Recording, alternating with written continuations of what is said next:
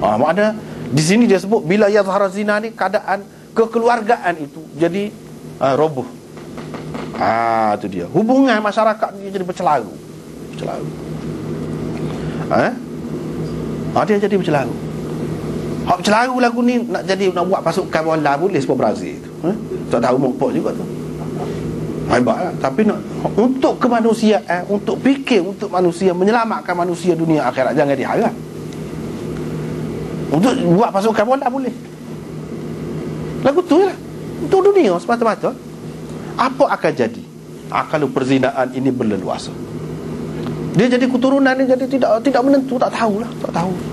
Siapa dia bertanggungjawab terhadap siapa, tak tahu. Masing-masing.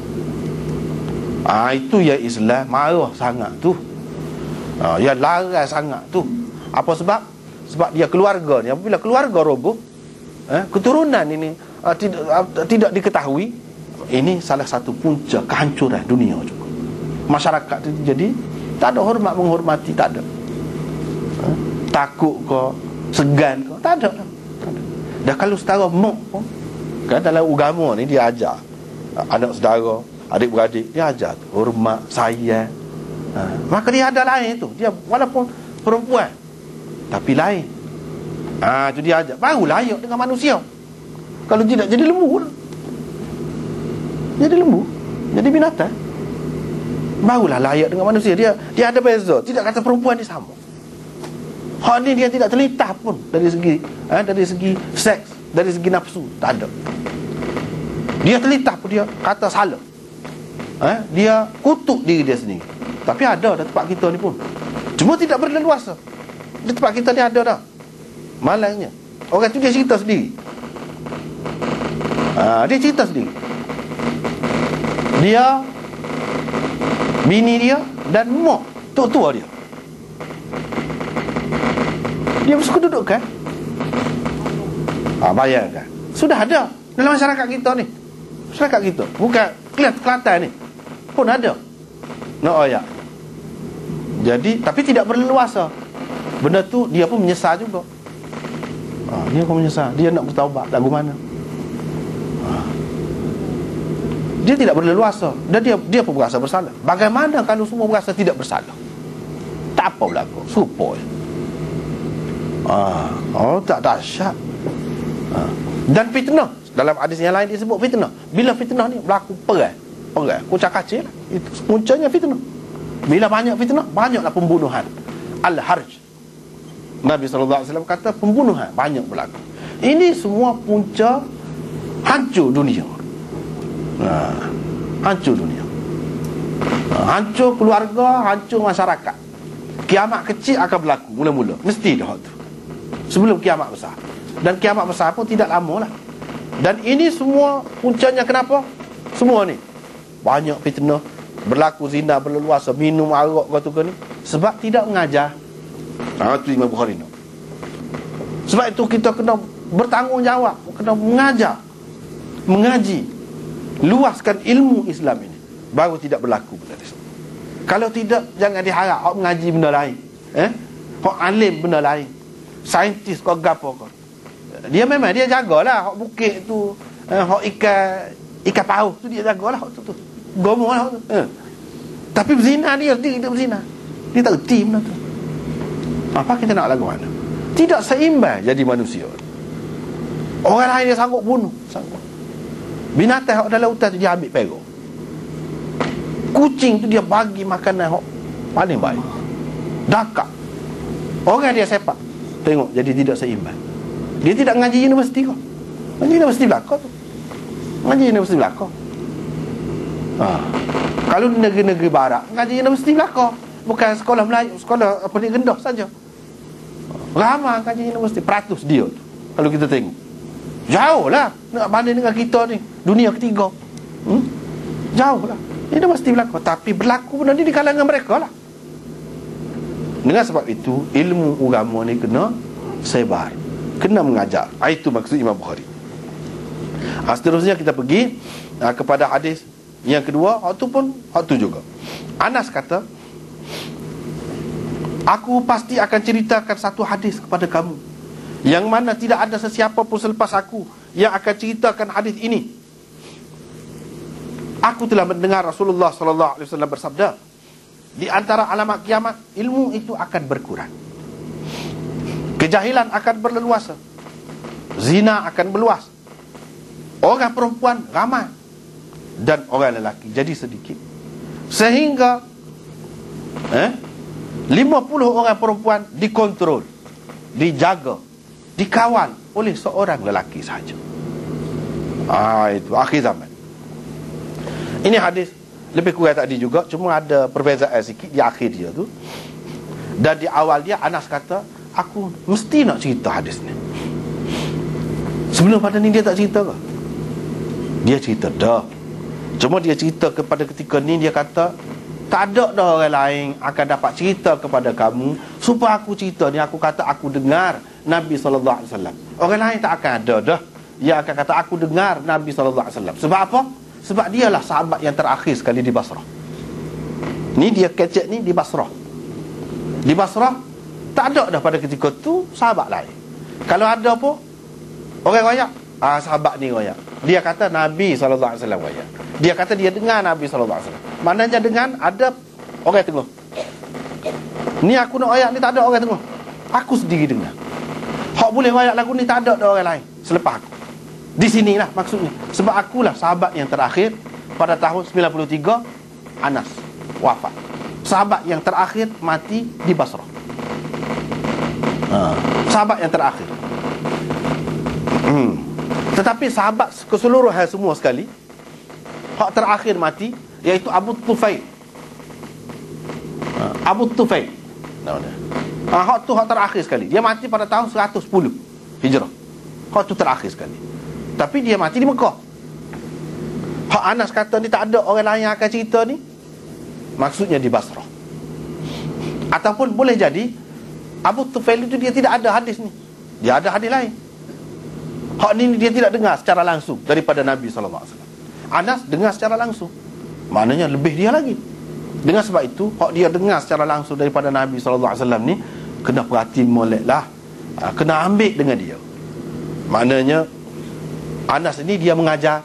Itu Imam Bukhari nak, dia mengajar sehingga dekat nak mati, tak ada orang lain, dia mengajar. Dan dia rayak benda ni tak ada orang lain. Tak apa kita rayak gitu, kalau dengan maksud nak menggalakkan orang. Benda ni kalau nak mengaji dengan saya, tak ada orang lain. Kalau sungguh tak apa. Kalau sungguh tak apa, seperti Anas di sini, tak ada orang lain akan cerita kepada kamu. Hak dengar seperti aku ni, aku rayak, aku dengar Nabi SAW. Tak apa. Sebab apa dengar rayak gitu, orang akan tertarik. Orang akan gemar untuk pergi belajar dengan dia, untuk dengar hadis itu. Orang akan bagi tumpuan kepada cerita dia tu. Sebab itulah ulama-ulama kata, "Lau lam yasifit tabib dawa'ahu lil marid man tafa'a bihi." Tu hukama kata, orang cerdik pandai kata, bukan hadis.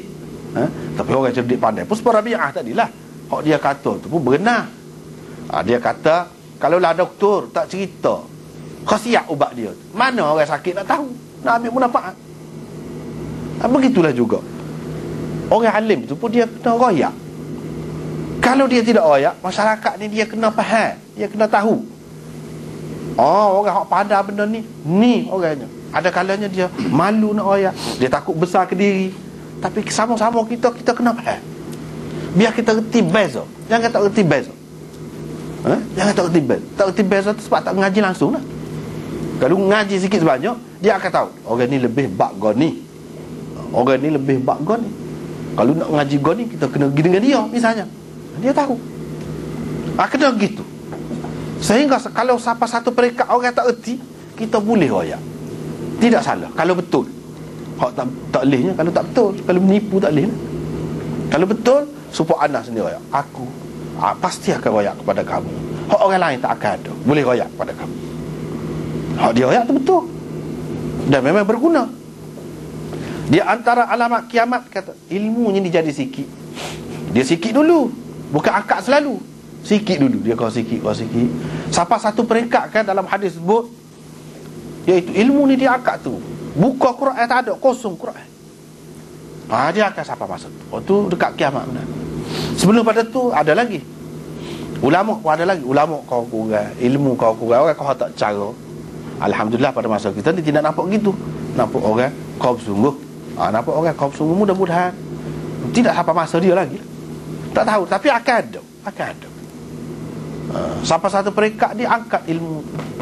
Kalau nak tanya, nak suruh ajar semaya puasa, tak tahu dalam hadis tu sebut. Tak tahu. Tak boleh nak ajar. Kita nak cari mana. Buka Quran tak ada. Pada ketika tu beratlah. Dah tak say sangat kan. Dah tak say sangat. Dia akan jadi gitu. Benda yang pelik akan berlaku. Dan kejahilan akan berleluasa. Zina akan meluas. Orang perempuan akan ramai. Orang lelaki akan sedikit. Ini adalah dia sebut tu. Beza daripada hak tadi. Apa maksud orang perempuan akan ramai? Orang lelaki akan sedikit. Dan ini tanda kiamat. Disebut sebagai salah satu tanda kiamat. Banyak ulama bagi pendapat. Di antaranya kata dia, akhir zaman ni dia akan berlaku. Lagu mana? Dia akan berlaku perang banyak. Bila perang, hak terlibat dengan perang ni orang lelaki. Maka orang lelaki jadi sikit, orang perempuan jadi ramai. Itu yang pertama. Yang kedua, dia kata yang terlibat dalam kerja-kerja yang bahaya ni, yang mengancam nyawa ni orang lelaki. Dengan sebab itu, orang lelaki ni dia akan jadi sikit. Akhir zaman kau banyak. Zaman dulu kan, orang tak ada kerja dasar laut. Tak ada kerja. Tak ada kerja masuk pergi dalam lombong. Dalam lombong nak cari orang Tina payah. Masuk dalam lombong tu beribu-ribu lelaki. Dia ada pula ni sepol elektrik gapon. Yang mana kalau kena boleh jadi ramai mati. Hak terlibat dengan benda-benda yang bahaya ni orang lelaki. Dengan itu orang lelaki akan jadi sikit. Hak ni kita nampak. Zaman kita ni pun kita nampak hak tu. Jadi sikit. Ada juga ulama yang mengatakan maksud di sini orang lelaki sedikit ni bukan lelaki sedikit ni maksudnya sebagai suami kau apa dak. Dia kata orang perempuan ramai ni maknanya orang lelaki akan jadi jahat. Dia kata orang lelaki tu akan jadi jahat. Jahatnya lagu mana? Dia peralatkan orang perempuan. Dia jadikan bangsa orang perempuan jadi pelacur. Dia bosnya. Dia bapa ayah. Itu maksudnya. Sehingga 50 orang perempuan dikuasai oleh orang lelaki. 50 orang perempuan ni pun tak boleh buat apa. Sebab jahat. Orang perempuan kan lemah. Dia boleh dikuasai gitu. Keadaan itu akan berlaku. Akan berlaku. Ini semua kenapa? Kerana tak ada ilmu. Kerana kejahilan. Kerana kejahilan. Ada juga yang mengatakan tidak. Allah SWT dengan sendirinya akan buat orang perempuan ni kelahiran dia. Bukan kita manusia yang menentukan. Allah SWT yang menentukan. Dia akan buat akhir zaman. Lah ni pun gitu dah kalau nak kira kan. Lah ni pun kalau nak kira nisbah tu orang lelaki dengan perempuan, kalau nak kira sedikit lelaki mana-mana pun. Mana-mana pun. Jauh bezanya. Sehingga setengah-setengah tempat tu kalau seorang lelaki sebelah perempuan. Seorang lelaki sebelah perempuan. Setengah-setengah tempat tu lebih daripada tu lagi. Seorang lelaki berpuluh-puluh perempuan. Sebab-sebab tu macam-macam lah. Antaranya yang kita sebut tadi. Selain daripada tu, dia dengan sendirinya Allah SWT buat ni jadi orang perempuan tu ramai. Sebab dari segi saintifik pun, dari segi ilmu perubatan pun, nak lekat anak perempuan ni lebih mudah. Anak lelaki tidak payah. Dan dia mudah mati benih dia tu. Kalau tidak kukuh molek, kalau tidak terjamin molek, dia boleh mati, mudah mati. Tetapi hak perempuan ni mudah lekat. Itu dari segi sains pun sudah terima dah. Lepas pada tu ini hak ulama sebut, tetapi tidak ada siapa yang membuktikan lagi kebenarannya. Tapi ulama ada sebut dalam kitab-kitab, boleh katakan ada sebut belakang. Apabila perzinaan berleluasa, orang berzina kan, dia akan jadi lemah. Sebab untuk benih lelaki ni lekat, kita kata untuk benih lelaki ni hidup, dia kena kuat. Pada ketika tu akan jadi lemah dengan sendirinya. Apabila perzinaan ini berleluas, dia akan jadi lemah.